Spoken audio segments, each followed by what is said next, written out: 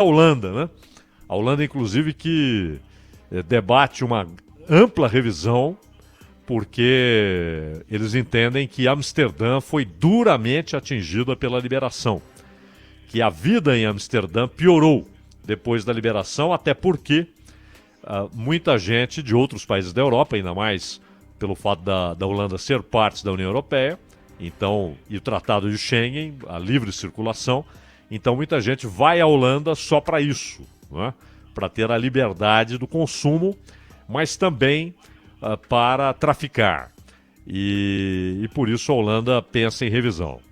No caso do Uruguai, isso desde o início provocou o seguinte debate: onde será vendida a maconha? Nas farmácias, né? E muitos farmacêuticos disseram o seguinte: tá bom, então vocês vão colocar soldados aqui de noite, né? Porque é claro que aquela farmácia vai se tornar um alvo, inclusive dos traficantes, que vão lá, roubam e vendem barato, muito mais barato do que a farmácia. É óbvio, não pagam imposto, etc, e não querem concorrência. Então eles vão lá no concorrente, armados, pegam toda a maconha que encontram e vão vender nas ruas. Então os farmacêuticos tinham essa preocupação, além de uma preocupação de outros setores com relação à história da porta de entrada. Porque no caso do Uruguai, diferente lá do Oregon, a liberação foi para maconha. Mas muita gente acha que isso iria popularizar o consumo no momento em que o Uruguai discute crise de segurança pública para os padrões uruguaios, né? Perto do Brasil é um sossego, mas principalmente nas periferias das maiores cidades, claro, principalmente Montevidéu, cresceu muito a criminalidade. Então o Uruguai talvez em algum momento tente fazer revisões nessa abertura.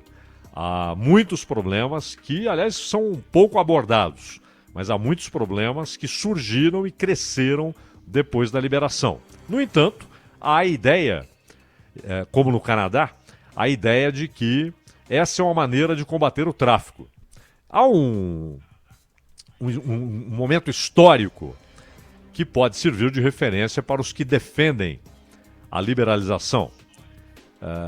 Houve nos Estados Unidos um momento em que foi decretada a chamada Lei Seca, né, em que era proibido produzir, comercializar e consumir bebidas alcoólicas.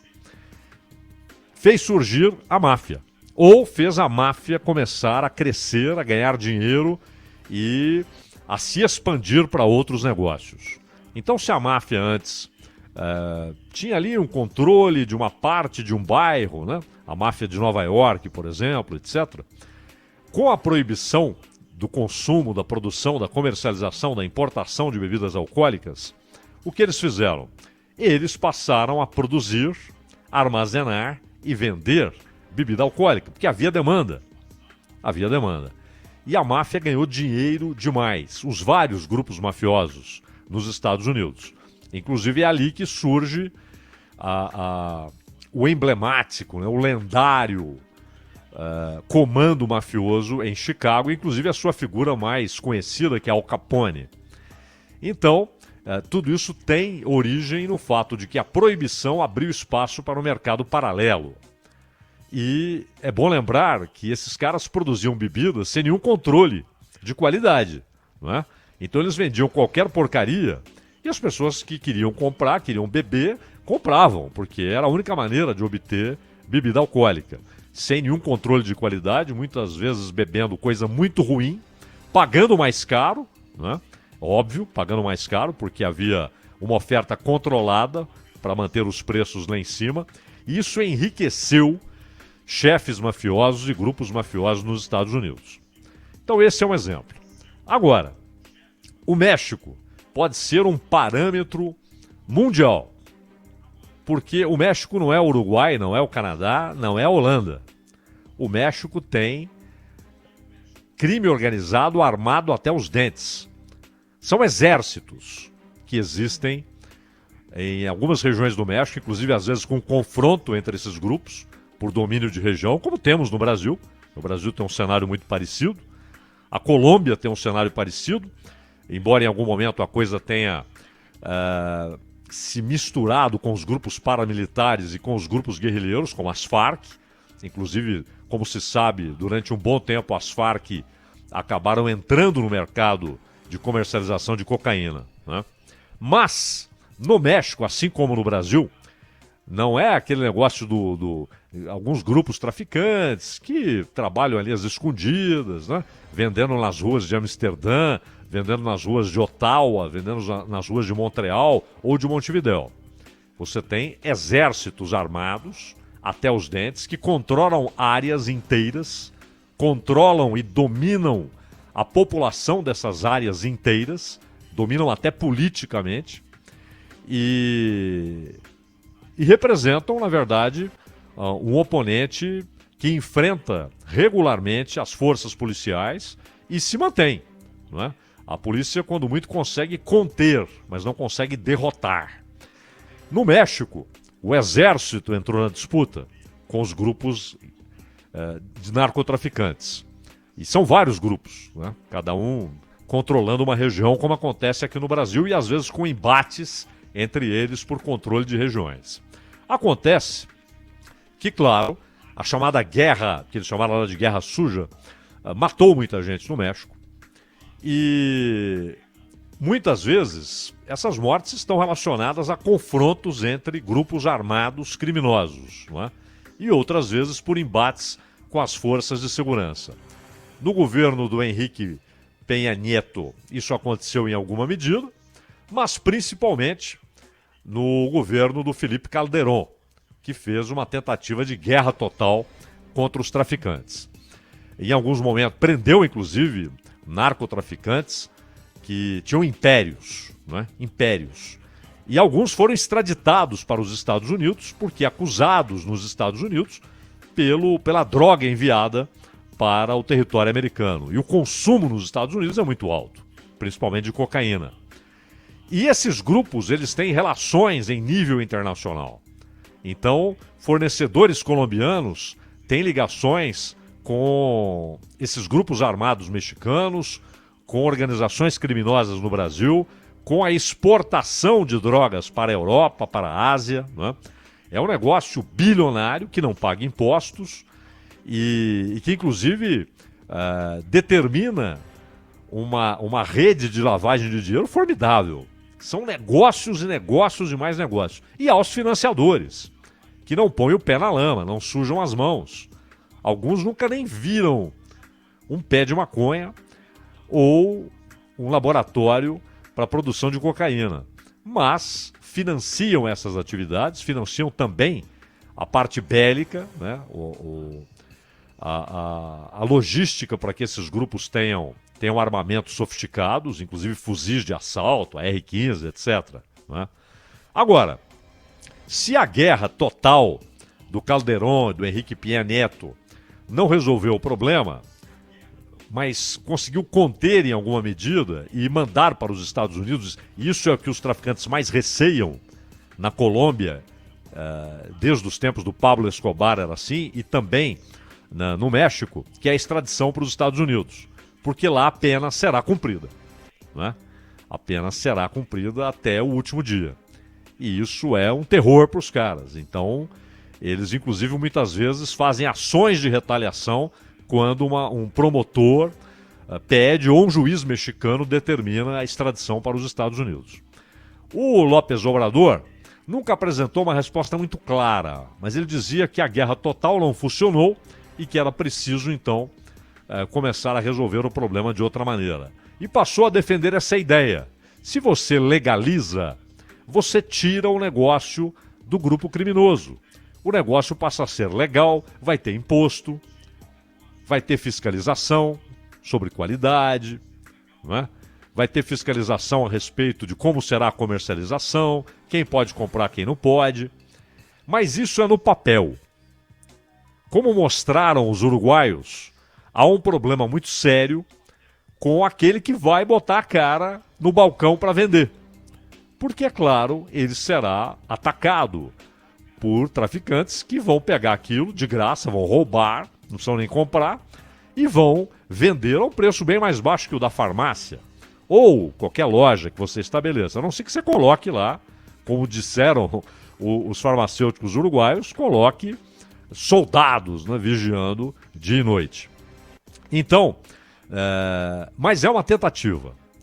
Porém, há algumas questões a serem respondidas ainda com o tempo, se isso for aprovado, né, pela Câmara e depois com a sanção do López Obrador.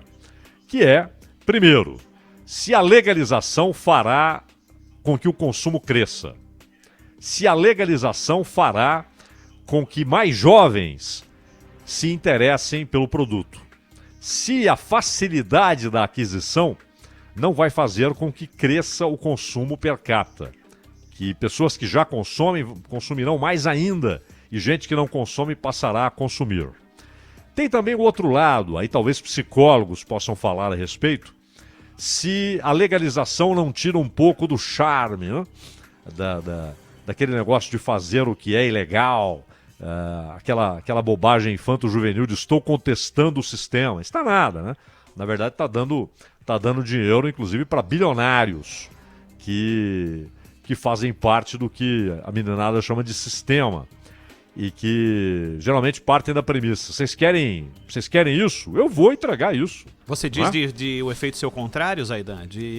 Passar porque não impõe nenhum tipo de risco, não quero mais?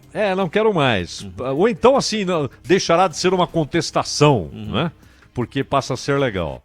Mas Zaidan, isso que você está falando, você acha também que, por outro lado, pode inibir o tráfico, ou o tráfico sempre dá um jeitinho, como você citava, Al Capone e as máfias famosas? Aí é que está, não é, Sônia?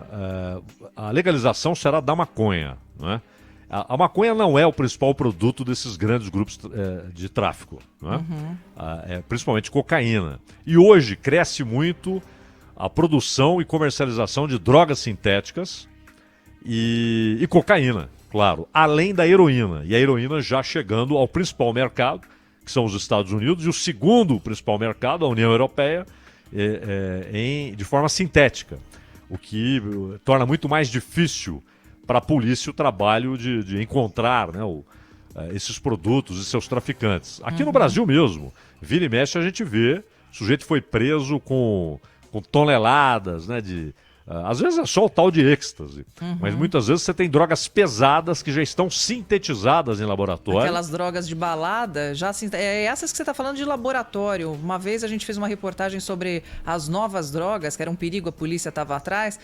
Tem pomada, anestésico de cavalo, chá de pilha, umas coisas assim que são... E você sabe, Sônia... Os efeitos no organismo devastadores. E ao ponto, Sônia... Você estava dizendo dessas novas drogas. As forças armadas dos países que têm forças armadas muito desenvolvidas, etc., e que têm laboratórios desenvolvidos, eles produzem alguns entorpecentes que, na verdade, por exemplo, podem fazer um soldado ficar acordado 4 dias. Né? Porque, muitas vezes, essa é uma exigência da guerra. Acontece que quem produz isso sabe que tem ali uma fonte de dinheiro extraordinária. Com certeza. Não é? E que isso pode ser levado para o consumo dos civis. Isso já chegou a diversos mercados. Drogas que foram produzidas e concebidas para que soldados usassem em situações extraordinárias. Inclusive, tirando sensação de dor, entorpecendo os nervos, mantendo o cara acordado. Isso já chegou, não é? Então, a maconha, ela definitivamente não é hoje, mas nem de longe, o principal produto do tráfico. E ela pode ser, essa é uma discussão antiga, né? Ela pode ser o que eles chamam de porta de entrada, ou seja, o sujeito consumindo maconha e de repente ele passa a ter interesse por outras coisas. E além do fato de que, se isso começar a incomodar o tráfico vai buscar essa droga onde há postos legais de venda. Sim. E dizem que conversando com policiais federais, o que acontece muito é que a maconha, o que se fala hoje, o uso medicinal, que é o cannabis, que é outra coisa completamente diferente, as pessoas estão misturando muito esse assunto. Claro, a própria maconha, essa dos traficantes, ela já tem um índice químico muito perigoso, que é exatamente para o sujeito ir lá e comprar de novo. E não é a tal da maconha pura que É eles o estão vício do falando. vício. É o vício É. do vício, exatamente. Que aliás é o Ronald. princípio do cigarro, né? Já, O princípio do cigarro de você, do sujeito precisar. É a nicotina. Né? Como é que é? A nicotina vicia, mas é o. Como é que chama aquele. O que deixa o pulmão Alcatrão? péssimo? O alcatrão é que acaba com o pulmão da pessoa. O Drauzio Varela, inclusive, fala o seguinte: que muita gente, quando para de fumar, o cigarro convencional e tal, engorda. E ele estava dizendo o seguinte: porque há duas coisas no mundo que produzem no cérebro a mesma sensação do cigarro, da nicotina: sorvete e chocolate. A endorfina. Produzem a mesma sensação de prazer, né, no cérebro. A mulherada Então- na TPM, a apelação é essa. Por isso que o consumo de chocolate para as mulheres uma vez por mês, ele é muito... Bem-vindo. Bem-vindo. Então o Drauzio até fala isso, né? Ele fala, olha, então o sujeito ele vai encontrar a mesma satisfação ali, só que, claro, ele vai ter uma outra consequência. Ele pode engordar bastante e tal. E tem gente que não pode, com açúcar, não é? Bem, enfim, o México é uma experiência que deve ser observada, se for aprovado, porque o México é muito diferente de Uruguai, Holanda e Canadá. É outro O perfil. México tem Outro exércitos armados no tráfico. Então, resta saber, se for aprovado, qual será a consequência nesse problema gravíssimo que tem o México na sua segurança pública com esses grupos armados.